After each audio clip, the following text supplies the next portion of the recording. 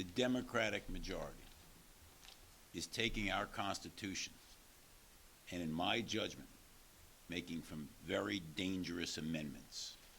The first, and in my judgment, the most dangerous amendment, is making this a one-party state forever.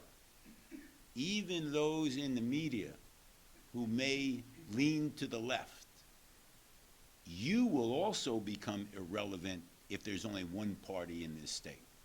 The sole purpose of the amendment to change the Constitution on redistricting is to make it impossible for the Republican Party to ever control the legislature.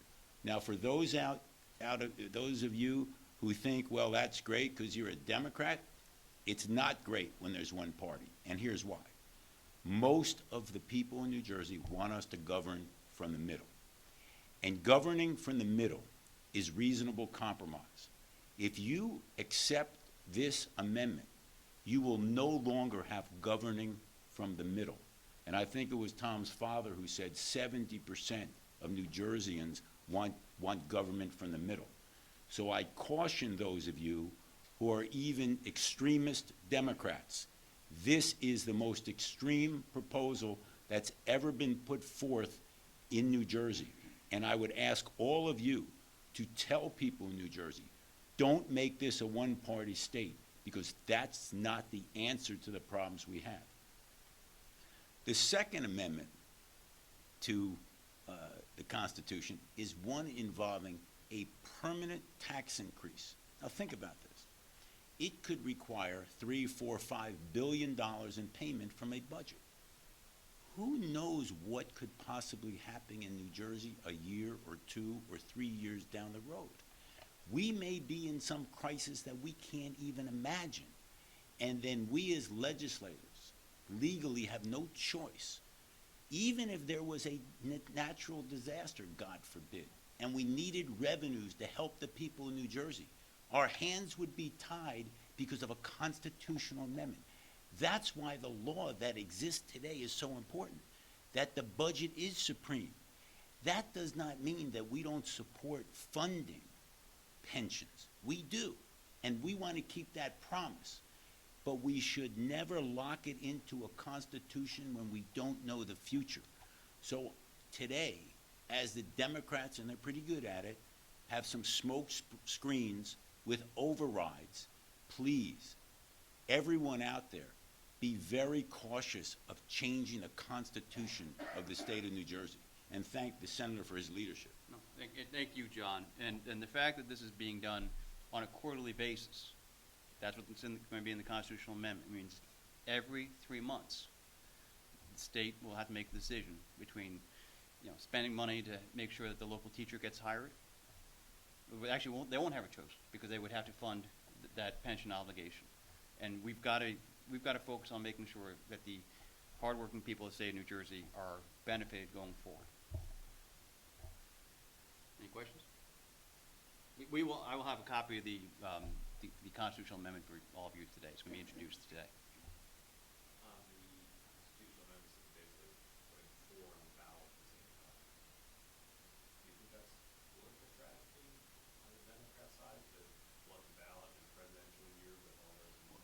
The second part of your question is a yes. In a presidential year, where you have a significant turnout in a state that's mostly Democrat, I would agree with that. As to flooding the ballot with constitutional amendments, that I'm not familiar with. Maybe. Well, this is, New Jersey does not have a history of crowded ballots. And you look at this over time, usually it's at most 3 over time. So the fact that individuals are moving this through at such a breakneck speed, and also writing it on the fly. Everybody in this room knows that these amendments are changing minute by minute, whether these and many others over the course of the day. Now think about that over the course of history. When you had the 1947 preparations for the Constitution, those were dozens of hearings in a public setting up and down the state, and everybody across the state was involved. When we looked at constitutional amendments in the 60s, the exact same process was used. In this effort, people are trying to change the Constitution with no chance of having that amendment going forward. And so the problem is not only the fact that individuals are drafting these things very quickly, but such a huge portion of the Constitution is being amended in a way that historically there is no parallel at this, both in the speed as process, but also in the substance. You know, as a political science major and looking at the history of statesmanship, this is really dangerous. We've gotten to a point where the parties are so polarized that they're now going to use the Constitution to lock in political gain. That is about as dangerous as it gets in government. I don't think we've seen that, as Senator Kean said, in the past. So this is an important step today for us to make sure the public understands that if we go down this road, it is a very dangerous road to democracy, because you're changing the instrument that controls the underlying laws of the state of New Jersey, and the Democrats, in my judgment, are using that in a very reckless way. And we need to get that word out, because I tell you once again, you don't even like it. You ain't gonna like it. As leaders of the minority party, it doesn't seem like you guys have much procedural power to get in the way of these things. What are you planning to do over the next several months? You know, there'll be many months before the issues would go before voters.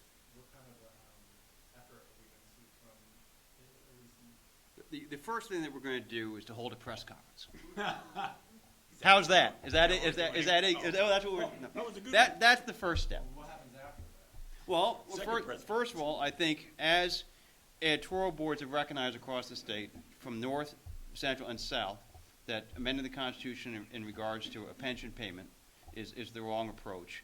I would think that any national organizations that focus on how redistricting should be done all recognize that you should be focused more on competitiveness, compactness, opportunity, and making sure it's transparent. And the Democratic amendments very clearly violate every one of those standards. So that's one approach. The other approach, so there's an educational approach. Another approach over time is, we believe, as I laid out in my opening statement, that this violates a number of federal laws. So there would be a challenge, obviously, in federal court if this thing actually goes through. But I think that it is very clear that this is a brazen attempt to disenfranchise voters, and it's the wrong approach. And just one last issue. This is actually a foreshadowing of what would happen if in 2017 they gave New Jersey another Democratic governor. And here's why. Why aren't they passing bills now? They aren't, because Chris Christie will veto them. So the Democrats are overstepping, in my judgment, their boundaries, locking in the future of the state of New Jersey, and doing it bypassing the governor. So this is an indication of, what they want to do in the future, and end what is generally known as competitive elections. So once again, this is I think an outrageous attempt to make this a one-party state, and to lock in financial pressure on the taxpayers of the state. So, and you ask what we're going to do? Well, I have to tell you, when the Star Ledger comes out against the proposal of the Democrats, that's an indication that they're way out of line. And I think that the key is, as John has said, there are long-term implications of amending the Constitution in a variety of ways. Look at the unintended consequence on minimum wage. That was locked into the Constitution. Everybody said you'd never have to address it again. And now, it's because the growth rate's been so low on a national basis under this president, that you're actually going slower than most of the people advocate. So therefore, even if you want to change the Constitution, that was an unintended consequence. It should have been done, as John and I advocated, it should have been done by legislation. It should have been done by compromise. It should have been done indexing, but instead, by attaching it to CPI, putting it in the Constitution, that removed it from the hands of the legislature practically. And so if the majority party can get that wrong, these much more broad efforts clearly, I don't think will be any better for the taxpayers in New Jersey. Can you talk about, you mentioned the override of the smoke screen, what you meant by that? Do you think the Democrats don't really want to address that? When I say a smoke screen, what I'm saying is it sucks all the air out of the room. The media likes, you got a governor running for president, you know, he hasn't been overridden. That seems to capture the headlines. Meanwhile, that's a very short-term issue. It can be changed. Things change all the time in legislation. Things can be amended. This is a constitutional change. So what I'm saying is, when I say smokescreen, my concern is the media attention will be on something very short-term as opposed to something long-term. Whether that's the intent of the Democrats, I don't know, but it works.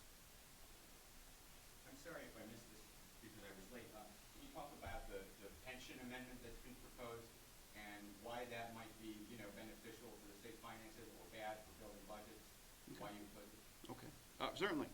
You missed that part, so no, it's on videotape, I think. Hope we get it right. Exactly. Well, first, when you're looking at building a budget, you are obviously looking at what the revenues are, where they're coming from. And the Constitution has, as its escape clause, functionally a property tax leverage. Paul and I talked about this the other day. And so Democrats, at the end of the day, could force functionally property tax increases across the state of New Jersey. Number one. Number two, if it's in the Constitution, especially if it's done on a quarterly basis, that has to be paid. Now, we're not going to talk about cash flow issues and how, because we start in June or July 1, but most of the money doesn't really come in until April, how there's a cash flow issue going forward. But if you look at this on every quarter, the state treasurer would say, I've got to mandate this pension payment when this administration and we have led the way to make sure we've funded the pensions to a greater extent than any of our predecessors. So in every quarter, you'd make the choice between funding a pension because of Constitution or making sure that that local school could pay to hire a new teacher. Every quarter, there wouldn't be a choice between funding that constitutional obligation or funding a seniors property tax freeze. And so every single quarter, you would have that question saying, okay, we've got to do this. That destroys, first of all, the budgeting process. Number two, what it mandates functionally are tax increases. And tax increases that just don't creep up on individuals every June, as the Democrats frequently have done. Every June, you get surprise tax increases. Every quarter, there could be a tax increase to pay for the issue that's not being funded, the teacher that's not being funded, the property tax relief for the senior that's not being funded, the higher education aid that's not being funded. Those would all be second to funding an obligation that we have been and are committed to funding on a bipartisan basis, and if history has shown, have funded to a greater extent on an annual basis than any of the gubernatorial governors in the last 20 years. So that's part of The only thing I've learned in life is you can expect the unexpected. Now, I don't like to talk about potential natural disasters or something that could hit this state that would call for incredible need for revenue. But I don't think you should tie the hands of legislators or the governor to deal with emergent situations by putting this in the Constitution. What about giving the discretion to the legislature? Because look, the non-funding of pensions has been a nonpartisan effort. So this has not been a history where, it was only Republicans, only Democrats who didn't fully fund a pension. We need really on this issue not to lock in expenditures not knowing what we could face in the future. I just think that's just as dangerous as it gets. And I mean, there are constitutional amendments that make sense and help the budgeting process. For example, not rating the unemployment insurance fund for other purposes. That is something that was done on a bipartisan basis so that you would not raid that fund for other purposes. Those are better approaches as opposed to something like this, and then the constitutional amendment on redistricting, which guarantees an outcome, which is violative of individuals' involvement in their voting rights.